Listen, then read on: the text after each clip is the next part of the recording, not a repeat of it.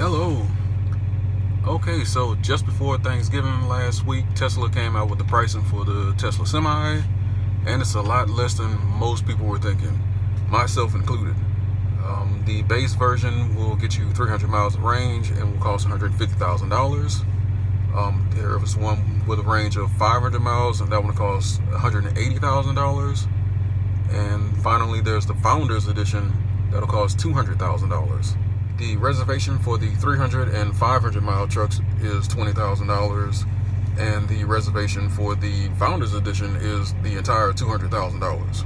They didn't say much about what the Founders Edition was. Like, is it going to have more range? Is it going to be a little nicer on the inside? The website doesn't mention the Founders Edition being limited production like the ROADSTER, where they're only going to make 1,000 available. So I'm interested to see what they're going to announce in the future as far as what makes the Founders Edition special. Hopefully it's not just the Founders Editions being delivered first. Hopefully it's something a little more than that. Yeah, so the price on the Semi is amazing. I was a good $100,000 off, and I'm happy about it. I looked at some of the predictions from people who have financial backgrounds, and they looked into everything that Tesla does, and like some predictions were up over $300,000. So I'm not too disappointed that I was off. One of the main reasons I was off is I assumed that because of its size, it would have a sleeper. But more and more people are saying that it's definitely just a day cab. So instead of comparing it to a $150,000 truck, I should have been comparing it to more along the lines of a $125,000 truck. And if you just look at the picture of the side of the truck, it looks like it has room for a sleeper, and it's kind of shaped that way, and it looks like that's where the sleeper would be based on the pictures of the inside and the outside, but apparently that's not the case. Also, based on the price, I think it's a good chance that they're ditching the 25% margin that they have on the other vehicles, and they may be planning on recouping that at the mega chargers.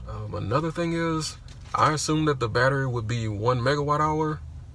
I don't think it's going to be that big anymore. I think they said the efficiency of the truck would be under 2 kilowatts per mile, and I think they beat that by a bigger margin than most people would have predicted. Okay, so back to the numbers. The 300 and 500 mile truck are basically only $25,000 and $55,000 more than basically an equivalent day cab truck. Now, compared to diesel, Tesla has already said that they expect it to be 25 cents per mile cheaper to operate than a diesel truck.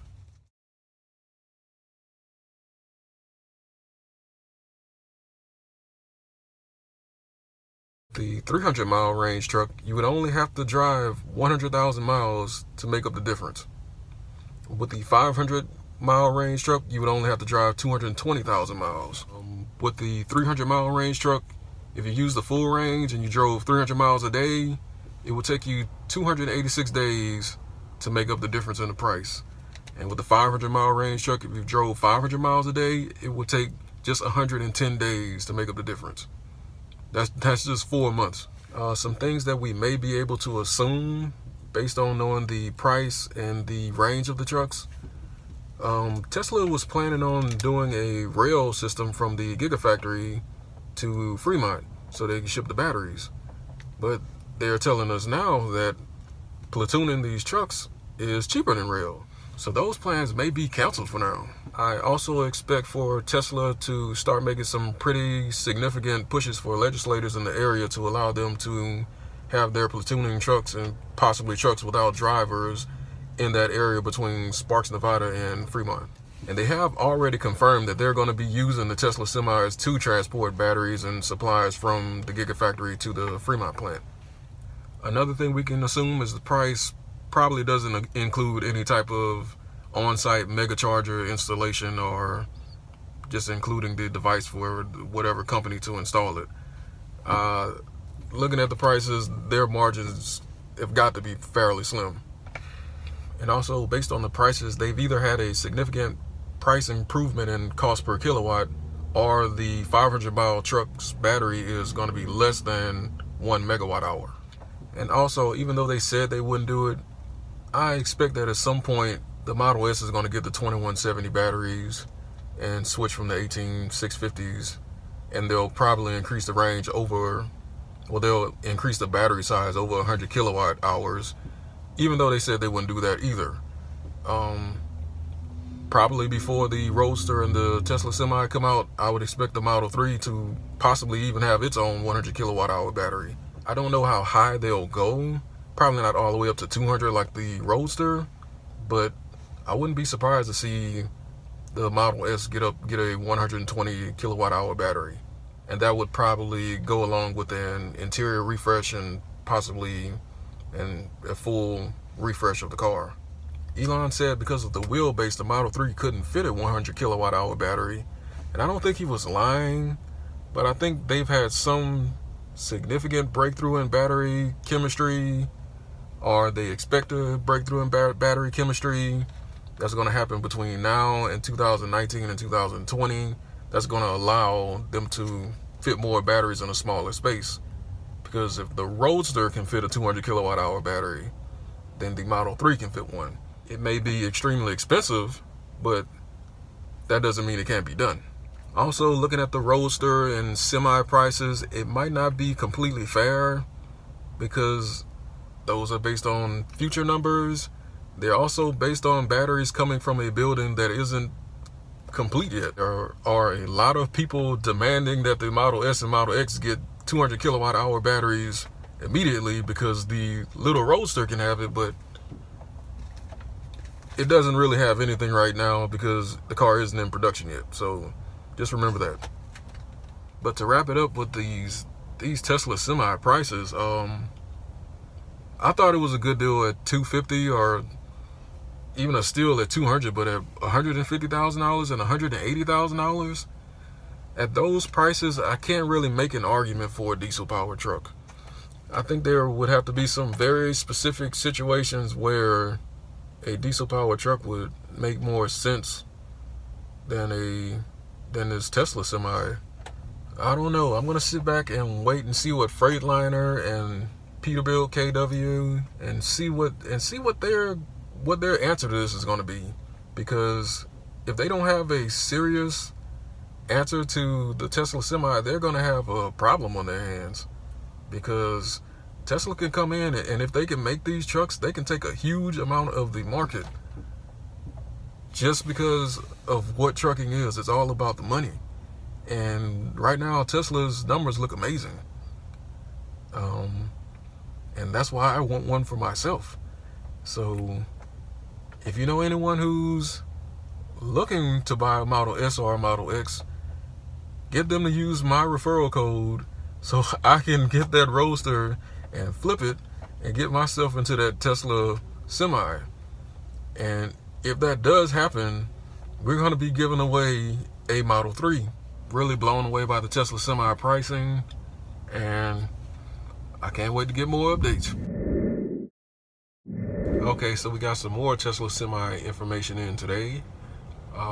Tesla's VP of Trucks, which I like that title, just simple VP of Trucks, no crazy fancy names. Jerome Gillen was in a conference in Europe and he confirmed a couple things. First, the cargo capacity is expected to be about the same as a regular diesel truck. That was something I was worried about because of the batteries and how heavy they would be and how much weight they would add to the truck, and that would have to take away weight from what you can put inside the trailer. They've been saying 80,000 pounds before, but that's the total weight. That's the truck, the trailer, and the load. So if the Tesla Semi can carry the same load, then that means it's going to be about the same weight as a regular truck. They also said that along with the mega chargers, they're going to offer destination chargers, and I'm really curious about what that's going to be, because there aren't many places that trucks can go that I would call destinations. Well, at least anything like what a destination charger for a Model S or a Model X would be. These won't be at hotels or anything like that. I would imagine truck stops, rest areas, and possibly some large warehouses. They also said they would have to make some small modifications to the Tesla Semi for use in Europe. That's mostly going to have to do with making the truck smaller. If I'm not mistaken, I think the cab over engine style is still fairly popular in Europe. Definitely a lot more popular than it is here. I'm at a truck stop right now. It's pretty full here. I don't see one cab over engine truck, and I really haven't seen one in several weeks. He also said that they expect the Tesla Semi to be significantly cheaper to operate in Europe. There shouldn't be any surprises there. Diesel is a lot more expensive there, and a Tesla Semi would be saving a lot more money in Europe. He also said the Tesla Semi would have a 360-degree view. I'm really interested to see how they're going to get that to work with the truck and the trailer. The trailer would be blocking most of the any of the radar or cameras or anything that's connected to the truck. So I'm wondering if they're going to have to add anything or connect anything to the trailer. So I'm curious to see if this is going to be a true 360-degree view or just a advanced blind spot detection type of deal. He also confirmed that the Tesla Semi would be using the same type of entry system that the Model 3 uses. You use your phone as the key. I hope they keep the card system as well as the phone. With the truck that only has a range of 300 to 500 miles, it's very likely that it'll be pretty much stationed at a location, and it'll go out to a delivery or whatever, and it'll come back to that location, and it'll go to a delivery the next day, and it'll come back to that location, similar to what I do. And in a situation like that, it's very likely that the truck will be used by multiple drivers, and I don't know if they're going to want to have 15 and 20 driver profiles for each truck.